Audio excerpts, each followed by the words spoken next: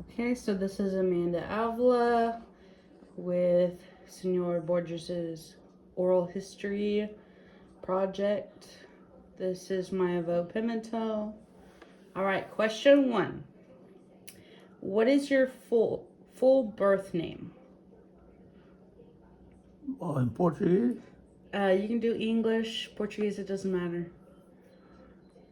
Joseph Ventura Pimentel. All right. Were you named after anyone? Is there a story behind your name? No. Okay. When were you born? October 5th, 1938. Where were you born? Fajanzinha. You know how to write Fajanzinha? Fajanzinha das Flores. I can look it up. Açores. Okay.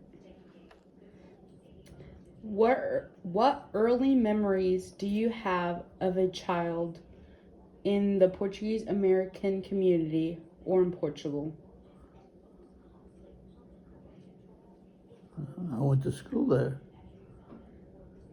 Oh, you want my whole? No, it's just like any early memories that you have. I went to school there. Called, what's the name of the school? Sure. Porsche.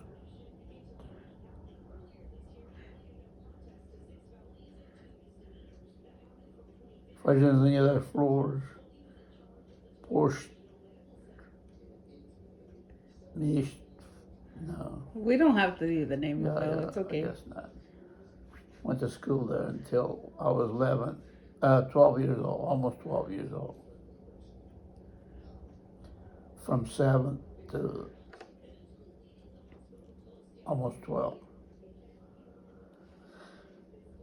Got out fourth grade, graduated fourth grade. All right.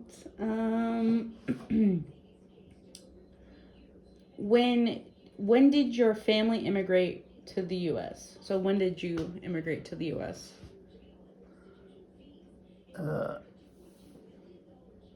We left Fajanzinha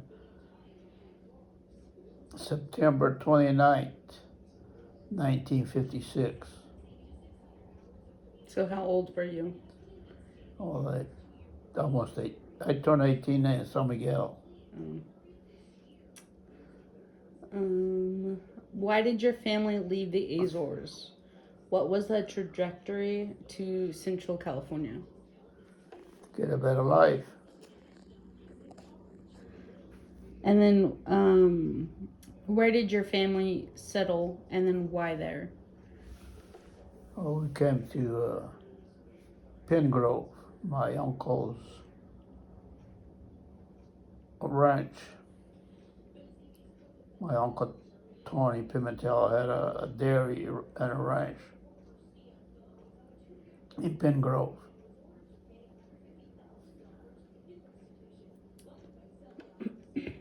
Did your parents ever tell you what it was like to adjust to life in a new country? What stories were passed down to you regarding their early experiences? Passed down? Yeah, like any stories. No. From my uncle's dairy, I went to Santa Rosa. They put me in a dairy in Santa Rosa. And there I worked 4 years in Santa Rosa with Portuguese boss. The boss was Portuguese. Two bosses. Father-in-law and son-in-law. And their families. You want to know anything else? What was your life adjusting from the Azores to here? It was hard. Didn't know any of English. Couldn't speak a word of English. Took a little while to start talking English, understanding and speaking English. 6 months. I already spoke some.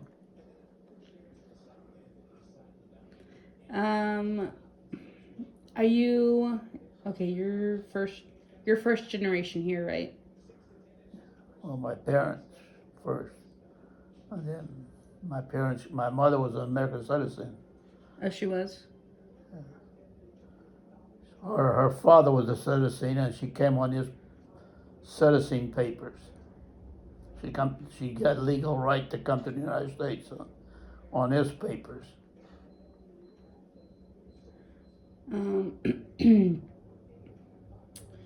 How important was it to your parents that you be raised with a strong Portuguese identity? Very important.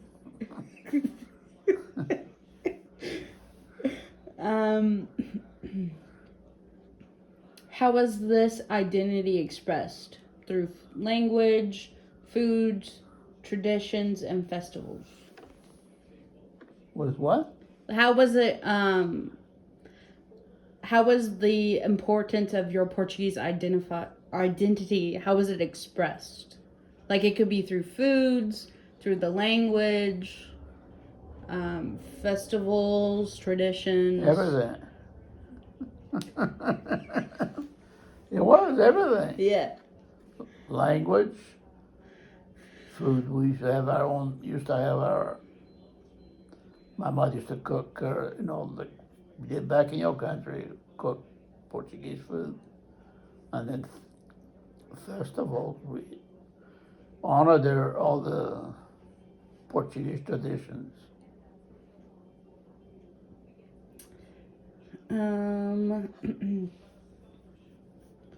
What cultural traditions have you maintained? Why has it been important to you to maintain them? Because that's what I am. Yeah. What cultural traditions have you maintained? Like, which ones have you carried on? Everything. Like what? What do you want me to say? I don't know. Whatever you want. Portuguese traditions. We celebrate the saints that celebrate Holy Ghost mostly. Holy Ghost celebrations. We always kept that and donate to it, to the celebrations. Mm-hmm. And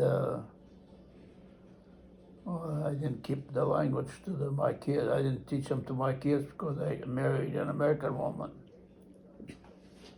So I didn't teach the Portuguese to my kids. But I always speak it and read a magazine, Tribune. I read it, still read it.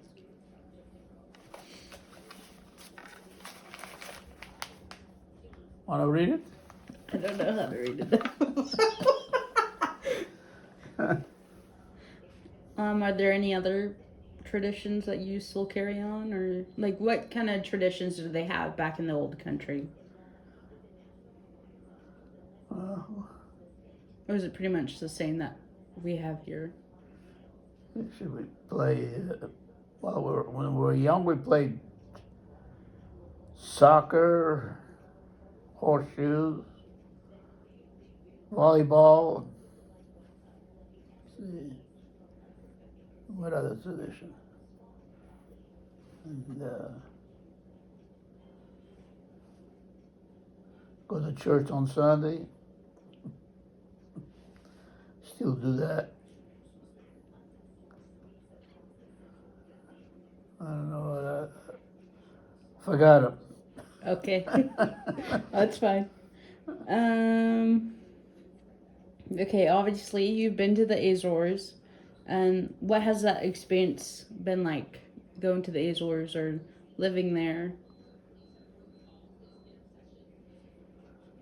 Well, it was hard when I was a kid. It was hard. You mean after I went visit or what? It can be while you were there. No. It was hard. We work all day just to get enough to eat.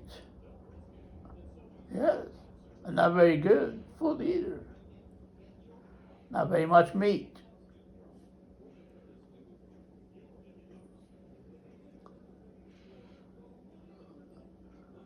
It was not a very good. Foods weren't very rich, you know. That's why we left there. Mm-hmm. Because if it was real good, we wouldn't have left. Yes, that's all I can say, I guess. Okay. And then how were the experiences when you would go and visit? Well, everything changed already. Everything was different. Back then, we didn't have no electric. Mm-hmm. Electricity. Didn't have no electricity. Didn't have no running water. Close by, we had to carry it from far away to cook and drink water at home. We had to carry it from there. Didn't have no water close by. No running water close, no pipeline. Well, they did. They already, no, they haven't. They even have television now. They had that. We didn't have no television, no radio. Not even a radio we had. The priest was the only one that had a radio.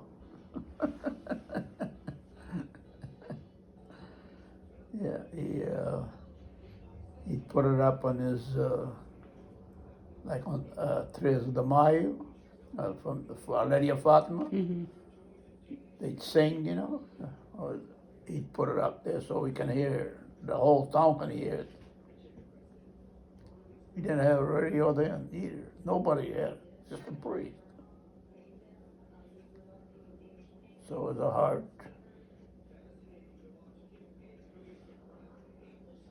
Work all day. Well, Sundays we just feed the animals. That's all. Other than 6 days a week we work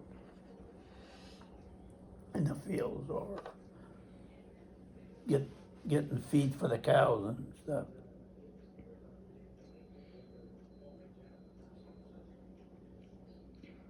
Plow the fields. Well, towards the end there, my father used to work in construction. They were building a highway there for cars. We didn't have no cars either. Well, there's a few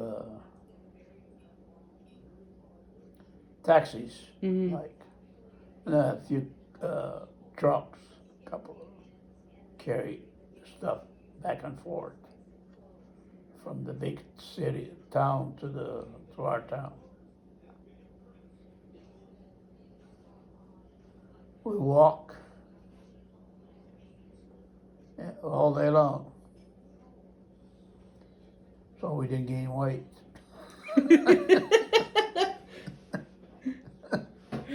Yeah, true. We went to Santa Cruz. That was the biggest village. Take 3 hours walking back one way. 3 hours over, 3 hours back. Barefooted, With no shoes. no shoes. You putting that down?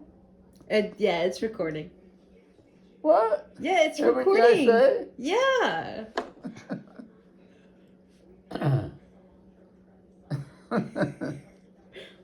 Okay. Would you get like blisters from having no shoes? Like, or were your No. feet tough? Your feet gets like lead. The bottom of your feet hard, like lead. I mean, soles.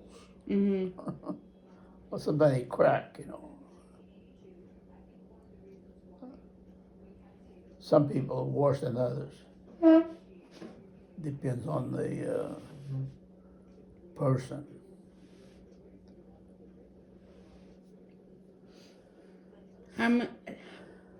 How many times do you think you've gone back to the Azores since? Twice. Twice? Because it was with my parents, and then Well, first we went 1990. Your mother, Tia Lily, and Uncle James. mm-hmm. Uncle James was 12. Lily was probably 16. Your mother 20. Me and the all went. Second time, well, just me and Avo and Tia Lily, and then your mother and your father went to Saint George, and then when we went, they went with us. Or they met us there in Florida. When I was a kid, right? You probably weren't even born yet. Oh yeah. 2005. Yeah. Yeah, you were a little kid. You stayed here with your grandparents. Yeah. That was 2005, yes. Yes, you were born already.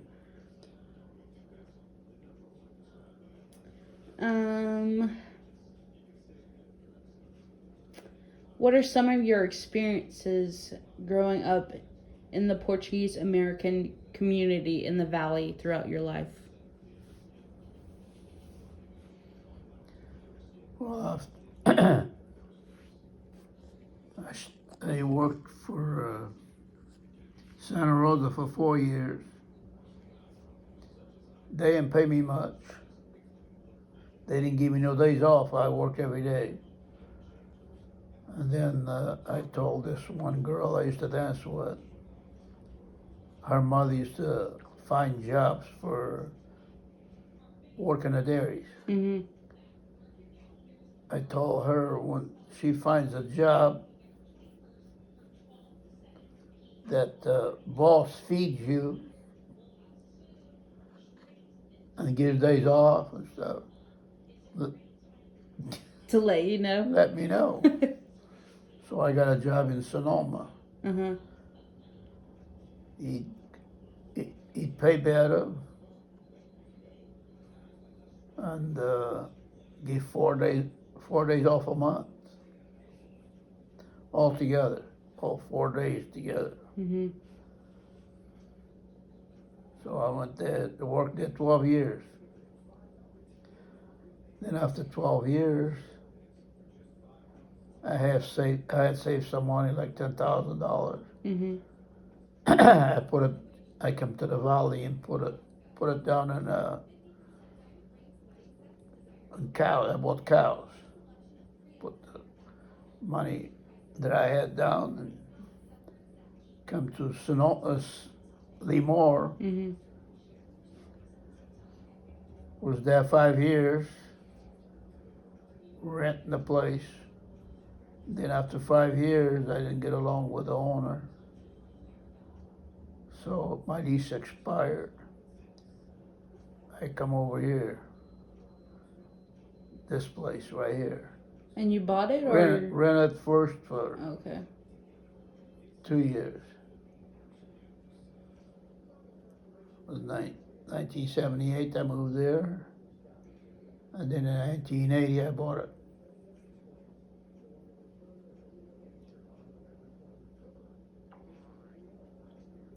Then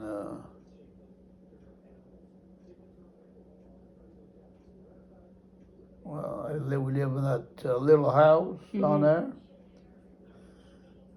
where Uncle Joe lives. Mm-hmm. Lived there for 2 years.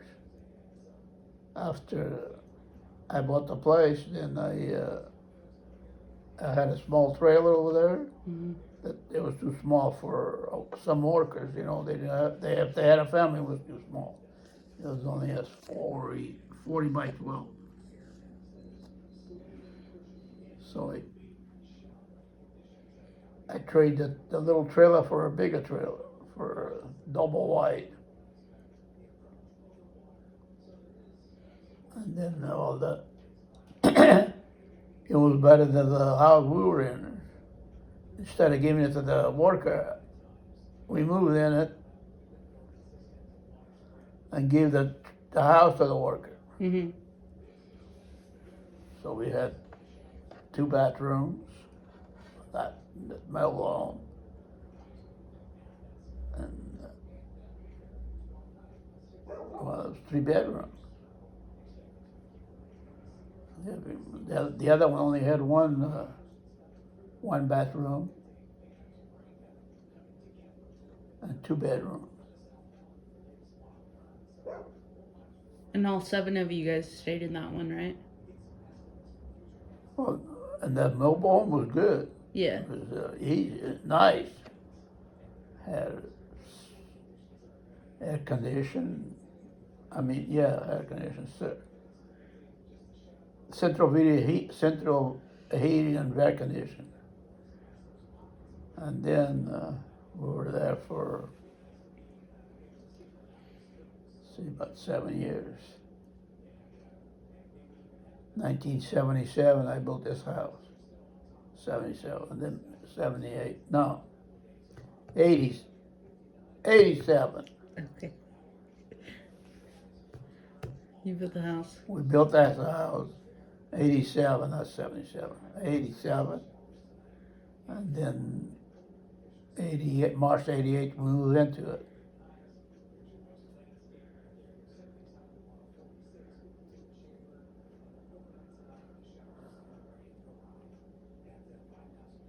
I think Uncle Joe's already living uptown. No, they were living, I guess, on the old house with John. John and him were living in that old house.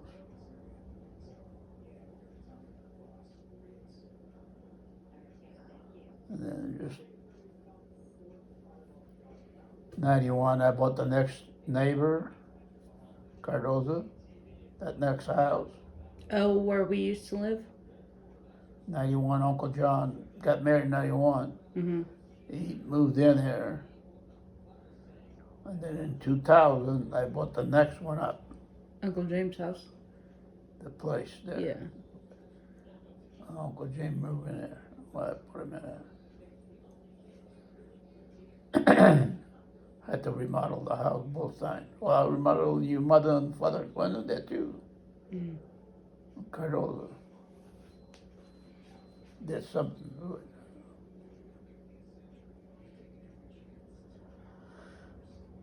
And then, I don't know, the rest is history. I remember you telling me one time about one of the houses you had to live in. Was it? Can't remember if it was Santa Rosa or where there was like holes in the walls. Oh, that was the first place that you worked. Santa Rosa. Mm. Yeah, you could see the outside. It was just boards and on the side, and they didn't have a ceiling on the cracks. You know, it was cracks between the boards. Mm-hmm. And how was living in that condition? Not good. Yeah. But I had to live there. Well, I had a wall heater. Mm-hmm. I mean, a small heater. It was small quarters anyway. It's not big, not very big. Bunkhouse, no, it's not even a bunkhouse. It was just a shack. Mm-hmm. You and the workers would live there? Just another worker. It's 2 workers. Had 2 rooms. No, had 3. the other room was had barrels of wine in there. Yeah. One time he made too much wine and he put some barrels in there. I didn't drink it. Well, I think he must have had a lot. Anyway. And would you say that was like the worst living condition, or like that you've ever? Was that like the worst living condition you've ever experienced, or was it worse in the old country? No, that was the worst. Yeah. They couldn't even wash your face. And that inside that didn't have no bathroom or bathroom. You had to go to the barn. It was not very far. It was just a few, maybe that's about a half a football field from the shack to the barn.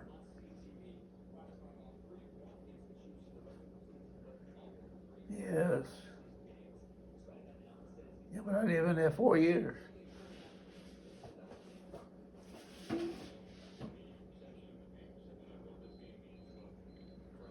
You have to do that when they take advantage of you when you can't speak English,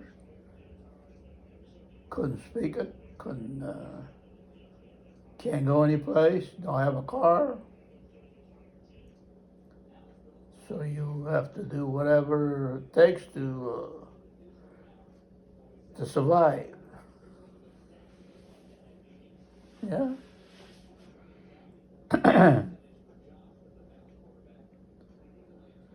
Well, I don't know about anything else. Is that long enough? No, I have a couple more questions. Of all you've accomplished, what are you most proud of? What proud moments do you remember in the Portuguese American community?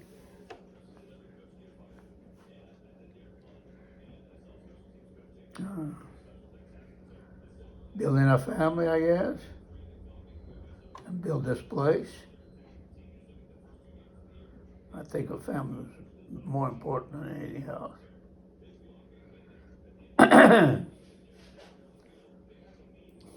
All right, and My then, family turned out pretty good. Not completely good, but it's pretty good. yeah.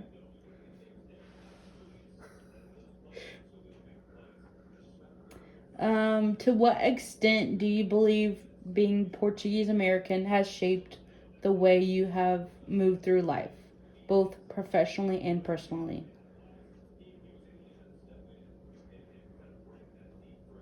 So how do you think being a Portuguese American now, how has it made you who you are? Well, I don't know how to explain that. But it was important. It's important that I kept the traditions I brought from the old country over. Hard work, being true to everything that I do. Families,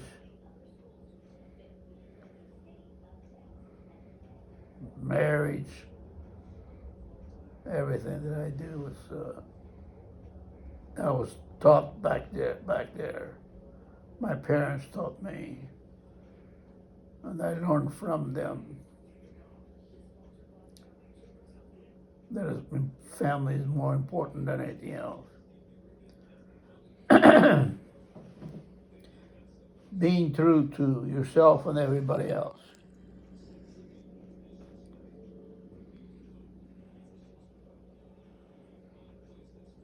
That's not true. That's true to you too. Yes. Yes, I believe it. Yeah, you kids are good. All four of you. And so is all my grandkids. So far, they all turn out good. Better than mine. Nah.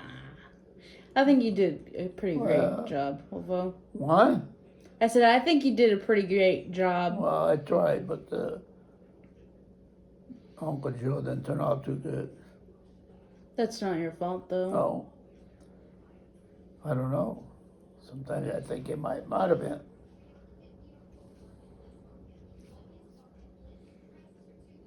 Did you want to talk about that or no? No? Okay.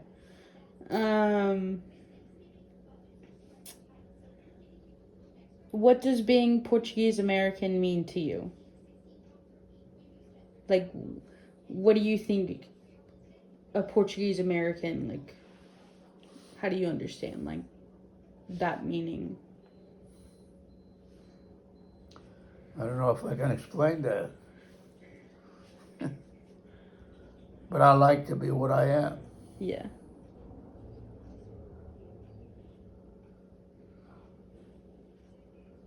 So that's all I can say. Okay.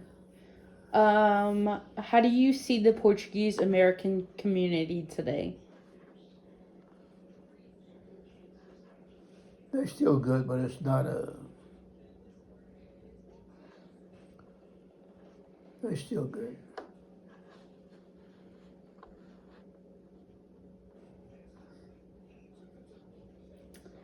I don't know how to explain that. Okay. Is there anything that we didn't cover that you would like to share? Did I what? Is there anything like that you would like to share that we didn't talk about or go over? No? No, it's okay. All right. All right. Thank you, Vo.